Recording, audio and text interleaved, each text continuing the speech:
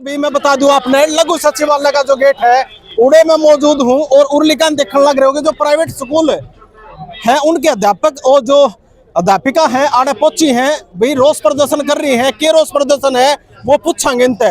और भी जो आम पब्लिक के जो विचार हैं वो भी पूछांगे, भी जो माँ बाप इस वीडियो में देखने लग रहे हैं उनका तर पूछांगे। इनका जो रोष प्रदर्शन है उसके बारे में पूछांगे भी। भारी भरकम जो फीस लेने लग रहे हैं, एडमिशन होने लगी, महंगी महंगी जो किताबें लगने लग रही हैं वो सारी इनके द्वारा पूछी जाएंगी। तो पहले रोष प्रदर्शन के बारे में पूछूंगा। आ जाओ सर, बातचीत करें। अभी माँ बाप का जो सबसे बड़ा मुद्दा है सर, जब भी एडमिशन होता है सर, भारी भरकम एडमिशन फीस ली जाती है और किताबों की तो बात ही ना करें सर। अभी भी जैसे एक वीडियो वायरल हुई थी जिसमें 3rd क्लास के जो बच्चे की 6100 रुपए की किताबें थी सर। ये चीज जो अगर स्कूल कर रहे हैं वो डेफिनेटली अपने बच्चे को पढ़ाना चाहता है, ये थोड़ी ना कर्जे में डूबना चाहता है। ये जो स्कूल कर रहे हैं वो अगेंस्ट है, बट ऐसा हर स्कूल ऐसा नहीं कर रहा है। कुछ स्कूल अगर कर रहे हैं वो वीडियो वायरल हो, कहीं बाहर के भी स्कूल होते हैं। भिवानी में मुझे नहीं लगता है कि ऐसा कोई स्कूल है जिसमें इस तरह का प्रॉब्लम्स है। सर भिवानी में उन्हीं स्कूलों के बच्चों अकेडमी में पढ़ते हैं, एडमिशन और पढ़वा रहे हैं सर। मेरी बात सुनिए, ये आपकी बात बिल्कुल सही है, ये हम भी अवगत हैं इस बात से।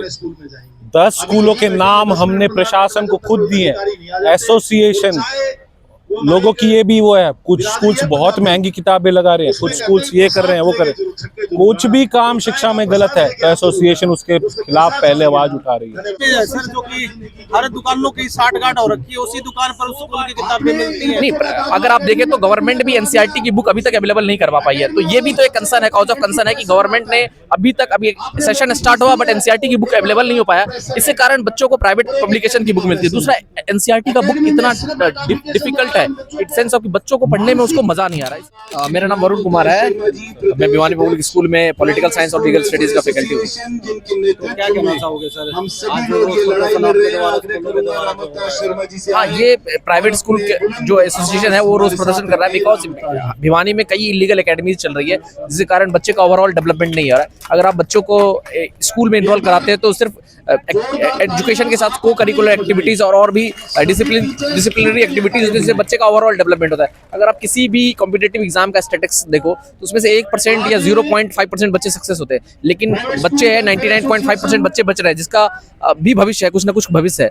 बट अगर वो एकेडमी में जा रहा है तो उसमें सिर्फ उसको एक पढ़ाई और वो भी कोई बहुत हाई क्वालिटी एजुकेशन नहीं दी जा रही है। तो उसके अगेंस्ट में हमने यहाँ पर प्राइवेट स्कूल एसोसिएशन के बैनर के अंदर हम स्कूल के टीचर भी इसमें हैं कि रोज प्रदर्शन में शामिल हुए हैं।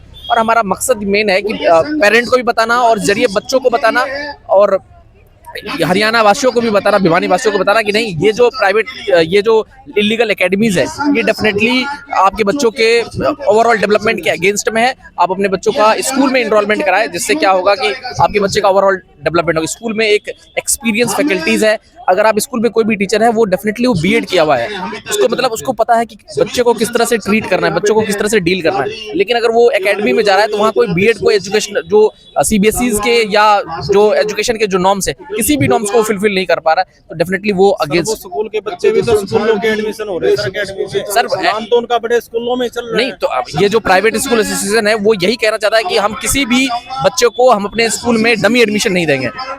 मैं पर्टिकुलर अगर अपने स्कूल की बात करूं, भिवानी पब्लिक स्कूल की, तो वहां पर किसी भी बच्चों को डमी एडमिशन नहीं दिया जाता है। ऑल द स्टूडेंट जो इनरोल हैं वो स्कूल आएंगे और सीबीएसई को जो क्राइटेरिया है 75% अटेंडेंस उससे कम होगा तो उसका फॉर्म नहीं भरेगा। तमाम स्कूल है, जो भी स्कूल है वो डेफिनेटली इस तरह का वर्क कर रहे हैं। और अगर कोई कर रहा है तो ये एसोसिएशन का मकसद यही है कि आप डमी एडमिशन ना दें, और अगर डमी एडमिशन नहीं मिलेगा तो डेफिनेटली वो एकेडमीज ऑटोमेटिकली बंद हो जाएगी।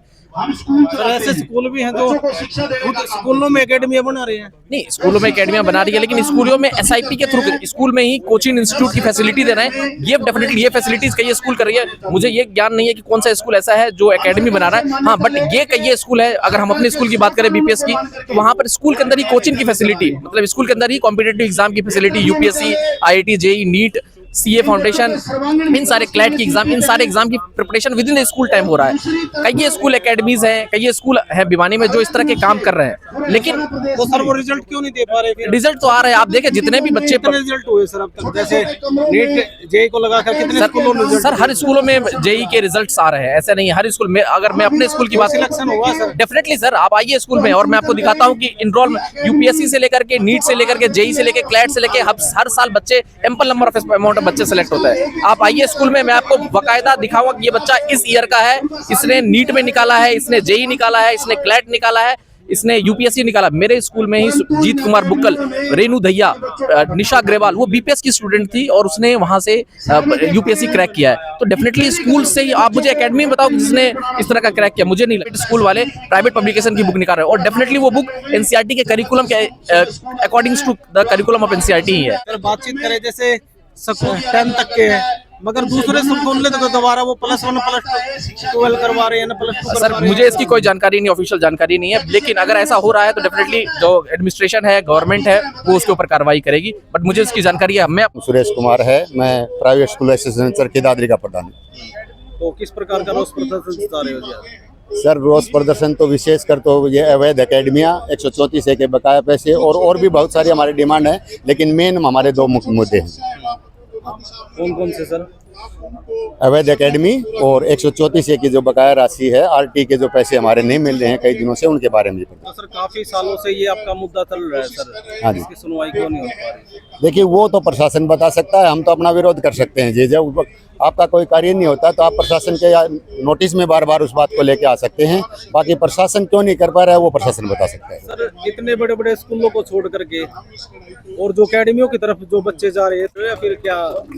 नहीं, इसमें माँ बाप की कमी तो मैं इसलिए नहीं मानता हूँ सर कि कई बार क्या होता है कि एकेडमीज ने अलग व्यवस्था शुरू की है। वो बच्चों को ये कहते हैं कि हम एनडीए, नीट, जेई इनकी तैयारी करवाते हैं। स्कूलों में ये चीज़ें हमें अलाउड भी नहीं है, क्योंकि हमें एनसीईआरटी की बुक्स पढ़ानी है। तो हम एनसीईआरटी के अनुसार, बोर्ड एग्जाम के अनुसार काम करवाते हैं और वो ये कहते हैं कि हम सीधे एनडीए की तैयारी करवाएंगे, नीट की तैयारी करवाएंगे। तो कुछ दिनों के लिए पेरेंट्स विचलित हो जाता है कि भई ये उनसे अच्छी पढ़ाई करवाते होंगे, लेकिन ऐसा नहीं है, क्योंकि वहाँ ऐसी व्यवस्था नहीं है। तो क्या सर ये एनडीए नीट वाली जो सुविधा स्कूलों में नहीं है सर? नहीं, नेट एनडीए की सुविधा तो है, लेकिन स्कूल टाइमिंग में हम कोचिंग नहीं दे सकते हमारी, क्योंकि हमारे ऊपर कुछ लिमिटेशंस हैं। गवर्नमेंट ने हमारे ऊपर प्रतिबंध लगा रखे हैं कि भाई आप एनसीईआरटी बुक से ही उस दौरान पढ़ाएं, आप कोई कोचिंग नहीं दे सकते। भाई हम एक्स्ट्रा क्लासेस तो हम करते हैं, लेकिन ये तो हिंदी नहीं पढ़ाते जो हमारी राष्ट्रीय भाषा है, इंग्लिश को नहीं पढ़ाते। ये सीधा ही अपने केमिस्ट्री, फिजिक्स, बायो, मैथ वगैरह के करवाते हैं और मेन सब्जेक्ट ही करवाते हैं। तो सर बातचीत करें इसमें सर, हाँ जी सर, इसमें बातचीत करें कि जो भारी भरकम फीस जो माँ बाप पर दबाव पड़ता था, उनके मुद्दे कहाँ पर उठाने का काम होता है सर? कहीं ना कहीं देखते हैं कि जो काफी वीडियो भी लोगों की आती है कि हमारी जो 1500 रुपए थी कि जो बिल्कुल छोटे छोटे बच्चे होते हैं उनकी 5-5 हजार रुपए की किताबें। अभी भी एक वीडियो आई थी कि 6100 रुपए की 3rd क्लास की जो बच्चे की किताबें थी सर, वो भी तो। बुक्स के बारे में बात कर रहे हैं आप? सर देखिए ऐसा है कि हरियाणा प्रदेश के शिक्षा के स्तर को ऊंचा उठाने में आप भी मानते होंगे प्राइवेट स्कूल का बहुत बड़ा योगदान है। और जहां तक बात है सस्ते महंगे की, तो हर टाइप के स्कूल अवेलेबल होते हैं, पेरेंट्स अपने हिसाब से चूज करता है। कई बार मेरे पास खुद भी पेरेंट्स ये आते हैं, सर आपने तो ये बुक्स जो है ना एनसीईआरटी लगा रखी है, वो लेवल नहीं है। पेरेंट्स भी कई बार प्रेशर बनाता है, लेकिन मैं इस बात से इसको जस्टिफाई नहीं करता। मैं ये कहता हूँ एनसीईआरटी की बुक्स होनी चाहिए, लेकिन मैं आज ये कहता हूँ कि अगर किसी पेरेंट्स को फिर भी ये लगता है कि भाई ये स्कूल वाला बुक्स में कमीशन खाता है, तो वो स्कूल बदल सकता है। उसके पास आज के दिन बहुत ऑप्शन है। तो सर इसमें किताबें तो मिलती नहीं, उसी स्कूल से मिलती है कि 60-60 मान के चलो भी कहीं वही मिलेंगी जहाँ उसने वहाँ से भाई फलाने दुकानदार से आपको ये बुक मिलेंगी। नहीं सर, वो मैं आपकी बात से सहमत हूँ। वो काम भी प्रशासन का है, प्रशासन उसको भी देखता रहता है। प्रशासन बार बार उसको करता है और प्रशासन उस काम को भी करेगा। हम कहते हैं भाई वो भी करे, लेकिन आज हम अपनी डिमांड को लेकर के आए।